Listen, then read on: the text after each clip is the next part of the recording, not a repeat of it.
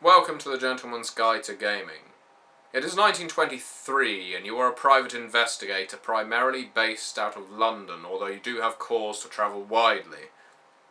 You are a veteran of the Great War and you have the scars to show for it, both physical and mental. Some of the things you witnessed, some of the things you partook in during that bloody conflict left you broken for over a year. You realised you could never return to the army, and so you set yourself up as a PI using your family name to bring in the clients. It was an increasingly popular profession of the time. Most of the jobs you were given were mundane. Wives cheating on husbands, husbands cheating on wives, my dog's gone missing, someone's stolen the church roof fund. That was the job that first led you to an encounter that you would never forget, no matter how hard you tried. A local church came to you and said, "We think one of our parishioners has stolen the church roof fund. We don't want to involve the Metropolitan Police because they will only arrest whoever is responsible, and no doubt a parishioner has fallen on hard times. Maybe he is a drunk, maybe he is trying to get over the horror of the Great War. We just want the money returned, and we will deal with it in our own way." You were happy to accept the job. You were expecting exactly the same thing as the church, but what you found instead was that the thief was a powerful man, a rich man, deep pockets and his fingers in many pies. Through investigating this man, you discovered he was using the money to help fund his own organisation that required regular tributes, his organisation known as the Order of the Gateway. What was this Order of the Gateway? What was the Gateway? Where did it lead? You looked it up in the library at the British Museum, and this Order of the Gateway had reoccurred throughout time, every 200 years or so, dating back to the Roman era, around this area. And the Order of the Gateway were not some Masonic group that were just power-hungry and looking into buying up businesses to control the locality. No, they were interested in things far more esoteric, far more insidious. You were intrigued. You managed to get yourself involved in this order through your own means and your own family name and wealth. You were determined to get to the bottom of this, because not only had this man stolen this money and you felt that you could not confront him about it, but you felt that you were about to stumble upon something far greater. What you stumbled upon was far worse. This order, during their initiation, practiced deeds far from innocent. Your cover was blown. In your haste to escape their homemade temple, you knocked over one of the many candelabras, and the flame caught upon the heavy drapes. The entire temple went up in flame. You were the sole survivor, covered in burns, unable to do anything but listen to the screams of the cultists trapped within, the screams of the innocent. The screams of something else, something that you could not describe, because the screams of whatever it was pierced your mind to its very core. You could hear it mewling, you could hear it chittering, gibbering, whistling, and this noise inside your head did not go away after a few hours or a few days or a few months. You had this noise in your head constantly, sometimes getting louder, sometimes getting quieter. At times you felt like you had got used to it, but it always returned, always at the worst possible moment. You knew that there was something that you had uncovered that was dreadful. You needed to get out of London again. Fortunately, it was around this time that a lady approached you to tell you that her daughter had gone missing. She was from Wales, from the Severn Valley, and her daughter had gone missing around that area, near a village that remained nameless on maps, for it was a small mining community that was only inhabited during certain months of the year. You took the excuse to leave London, nursing your wounds, still with this noise ever in your mind. The locals in the Severn Valley were far from friendly and far from helpful, but you threw yourself back into your work. You knew that you had to find this girl. You knew that you had to do something good. You had never been arrested or even reprimanded. As far as you knew, the police did not know you had any connection to this Order of the Gateway. And yet you always had this sense of paranoia, like your mind was peeling away, like the layers of an onion. You managed to track down the girl, or rather you think you did, through use of library, through being perceptive and spotting things that were hidden, through diligent tracking and pointed questions, fast talking, and the occasional need of brawling.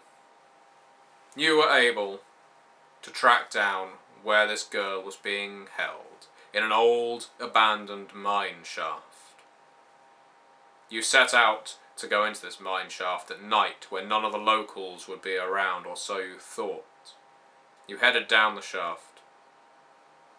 You made your way down slowly, and you could hear chanting from within. Maybe this place was not as abandoned as you thought it was, but you knew you must continue, because as you got closer and closer, that noise in your head that had always been there, you realised finally it had gone.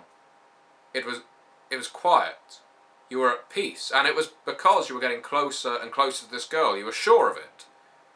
So you descended, deeper and deeper, into the earth, closer and closer to this soothing chanting.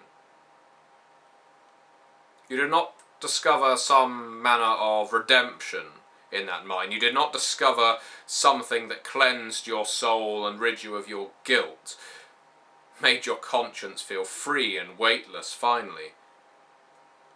You discovered all of the men and the women of the Order of the Gateway, all clad in the robes that you saw them in when you left them in that temple, in a bowl-shaped room, all of them on their knees, praying before a creature most foul. And one of these cult members, the mother that had hired you, and she stared at you with a wide smile on her face because she was telling you then you had walked straight in to what they wanted you to. For what you had done, for the betrayal that you had, you should have just gone along with what they wanted. You should have just been as guilty as all of them, been as sinful as all of them, indulged in the evil that they all indulged in. She smiled at you, but your eyes could not stay on her for long because they fixated on the creature in the centre of all these cultists. It nearly defies description, but it behooves me to tell you exactly what it is that you saw. At its base, a mass of writhing, fast, flicking tendrils, like hairs, not thick enough to be like pasta, but like hairs, constantly waggling around its circular base. At a lightning speed, you could not focus on them as your eyes travelled up the body of this creature. Almost cylindrical, except it was more like a sausage skin that was too overfilled with meat as it burst at its seams, various bulges spewing from out of its insides. Where you would have expected to see a head, rather there was just nothing, an opening at its top, like a flower opening up, and again more tendrils hanging limply, lifelessly around its top. It almost resembled some kind of floral creature, some kind of fungus, but again you could not focus on it for long. You could not see any eyes, you could see no mouths, until along its 12-foot high frame orifices began to open up, puckering, suckering, and these thrashing tendrils somehow brought it towards you in motion. You realised that those things on the ends of the tendrils hanging off of its top, they looked like tumours, solid, black, heavy. They must have been this creature's eyes, because while they did not have pupils, you knew that they were all fixated on you, and it leans forward towards you. as the chanting grows louder, as the noise in your head returns, as the mother's smile fixes on you once again, and this alien creature shambles towards you, and all you can do is stare. All you can do is drop your jaw and feel your mind crumbling away, like dust in the wind, just blown completely. You feel your sanity eroding, dissolving, peeling away like layers of an onion, revealing a core that is a frightened human, unprepared for something such as this.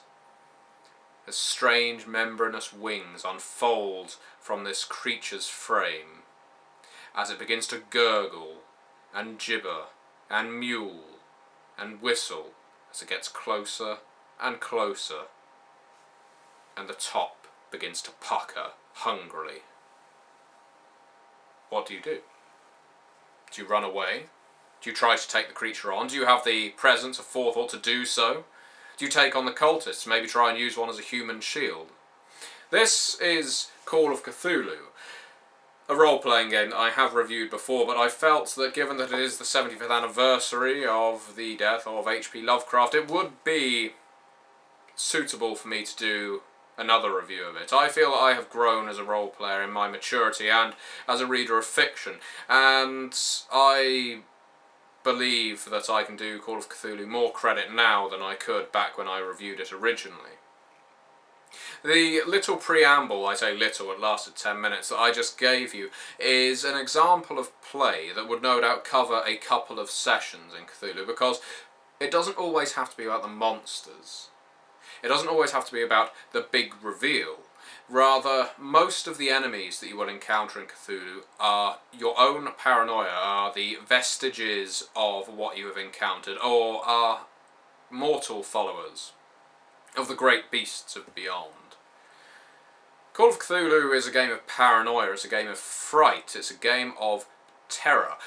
Your characters are not necessarily going to always go in guns blazing and save the day. Far from it. It is a game where mortality is frightfully ever present. Your death is almost assured, or at least your ending in an asylum is. Now, that is not said as a guarantee. One thing I would recommend with Call of Cthulhu is that your character keep a journal, or at the very least has friends. When you create characters in Call of Cthulhu, you assign your points as you do with any other point buy game. And this game, using the basic role-playing system, is based on percentiles primarily. You will have a certain stat in your primary attributes, such as your power, your appearance, and so forth. And you will have secondary attributes in your skills, such as fast talk, spot hidden, library use, and handgun, that kind of thing. But the most important thing about the character creation in Cthulhu is to create a character that is quite whole.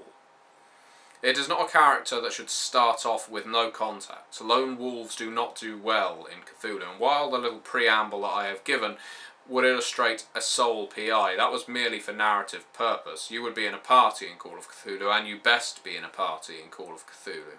The reason you want to surround yourselves by people is because if you die, you need someone else to pick up the gauntlet. Your character's brother, your character's wife, your character's pen friend who lives abroad, your character's manservant, maybe someone you served with in the war. It is very important in this game to build a network at the very beginning and keep developing it. Whenever you encounter NPCs, add them to your network, because you can pick them up as well. It's less about making one character have one goal, and if that character dies, the game is over. Far from it. This is a game about a cosmic struggle that can never be won, but the enemy, if it can be said to be such, if you class Cthulhu as an enemy, can be held back. His attention can be diverted. Cthulhu's attention can be taken elsewhere other than Earth, or rather Cthulhu can just be left asleep, dead, for all intents and purposes, through your combating his many cults. I hear a lot of criticism levelled at Cthulhu, Call of Cthulhu, because of its difficulty. Your characters aren't superheroes, and the thing is, the reason I'm reviewing Call of Cthulhu and not Trail of Cthulhu or Delta Green, other Cthulhu games, is because I feel that the basic role-playing version by Chaosium is the truest to its form. While it does stat out monsters, it stats out great old ones, it stats out the elder gods, these things do not need statistics, they do not need to be beaten, and indeed they should not be beaten, unless it is through colossal effort. It is certainly not a Monster of the Week game, and it is certainly not a game where a dungeon crawl would be advised, for the deeper you get into the earth, the more likely it is that you will be swallowed by a Chthonian.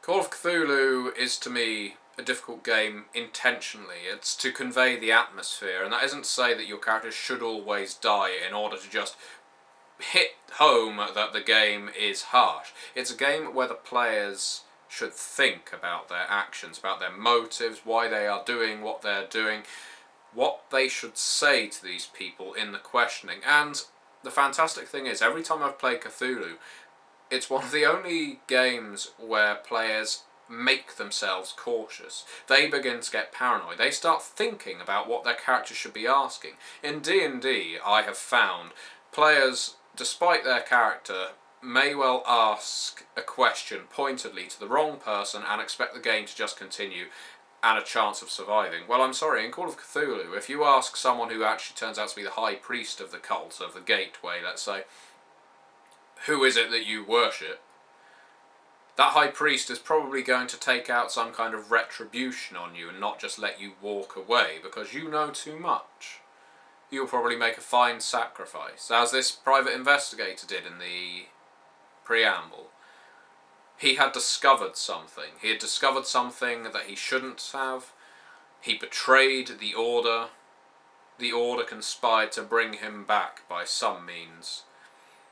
Will he recover from that? Will he get away? Maybe he left a journal, maybe he left a diary, maybe he had been corresponding with someone about all of his woes, and when he dies, another character will pick up that thread and follow it on. That is how Call of Cthulhu works to me, and that's why I feel that Call of Cthulhu, the BRP Chaosium version, is the truest version of the game. There are other Cthulhu games, as I say. There's also Cthulhu by Gaslight, which is a superb setting, and I recommend it. But for me, Call of Cthulhu horror role-playing is wonderful. The book itself is divided nicely between, firstly, the story Call of Cthulhu. You have the short story, at least in the 6th edition, and I think you probably do in all of the other editions now. Although I believe 6th edition is currently the one on sale.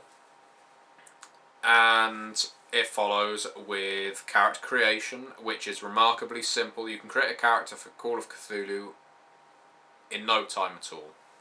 And while there are templates that you can apply to a character like Doctor of Medicine, or maybe Policeman, or Private Investigator, or Dilettante, and so on, you don't need them.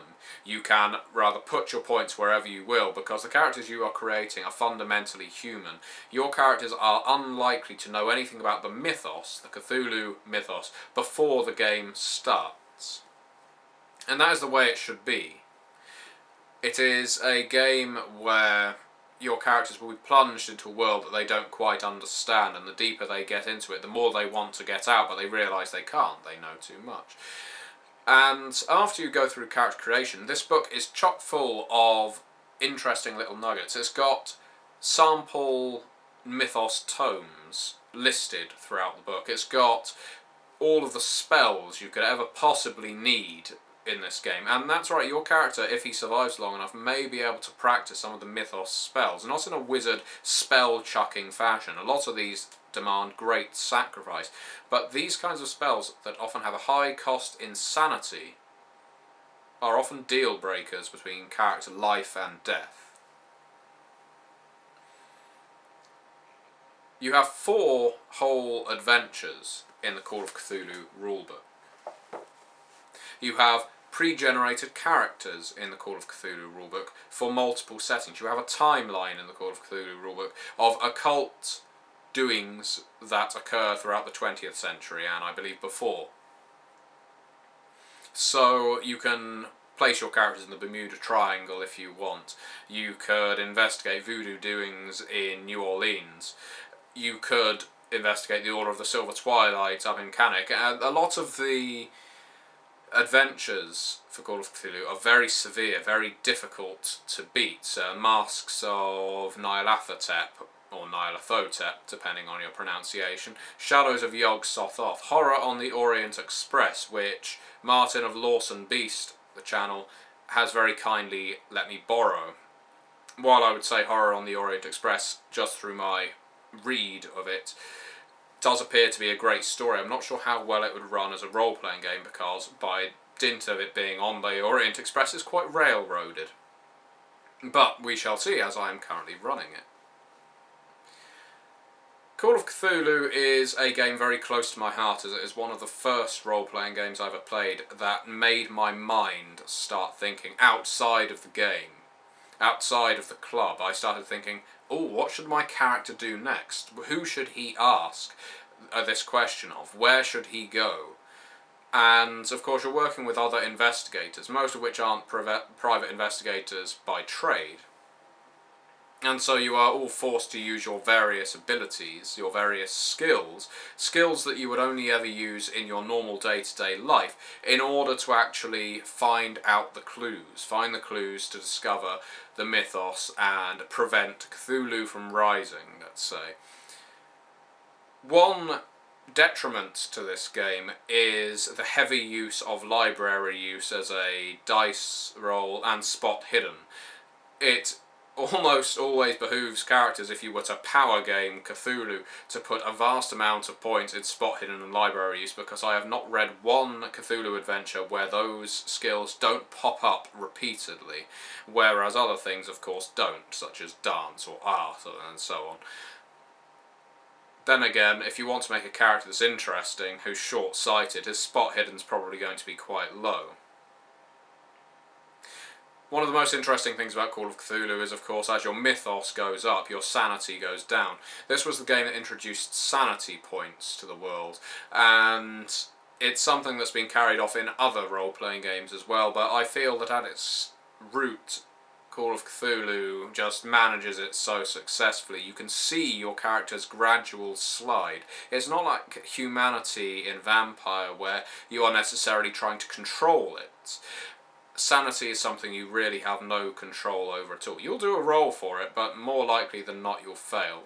And often the system for Call of Cthulhu is quite harsh, because if you choose a lot of skills during character generation, you won't have more than 50% in, let's say, knowledge of history. Of Roman history, you decide to choose a Roman historian, and he has 40% in it, which is still pretty damn good. But it means that when you want to roll to succeed in your knowledge of Roman history, you need to roll 2d10, and with your percentile, get less than 40%. It's a 60% chance you'll fail. So, what I would advise in creating characters for Cthulhu is to make them human.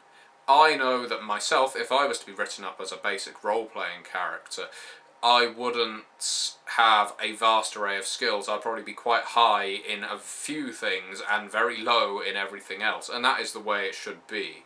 You shouldn't necessarily be a jack of all trades, because they are very few and far between. People are very good at a lot of things. At any rate, I thought I would cover Call of Cthulhu again because it is one of my favourite games, and I feel that I need to do it justice. I need to do this role-playing game justice, and if you have never bought Call of Cthulhu, if you have never read it, played it, If you've never read any of the works of H.P. Lovecraft, one of the finest writers of cosmic horror, one of the finest writers of horror full stop, then you should. Certainly, a lot of his novellas have dated badly. A lot of the themes have been dealt with better now. But if you want to identify a root of this kind of horror, while he did not necessarily originate these things, he was the master of them. He shaped the way forward, just as Poe did with his particular brand of horror. Call of Cthulhu is a superb role-playing game, and all you need for it is the core rulebook, a pencil, some dice, and imagination, just like any other role-playing game. If you want to come up with a monster in Call of Cthulhu, an antagonist, think of the worst possible thing you can imagine, and then add it to the worst possible thing you can't imagine. And there you have a monster in Call of Cthulhu. Something utterly alien. Something from beyond our dimension, beyond our space. Something that we cannot quite conceive. And that is why your sanity is lost whenever you witness one of these things in this game.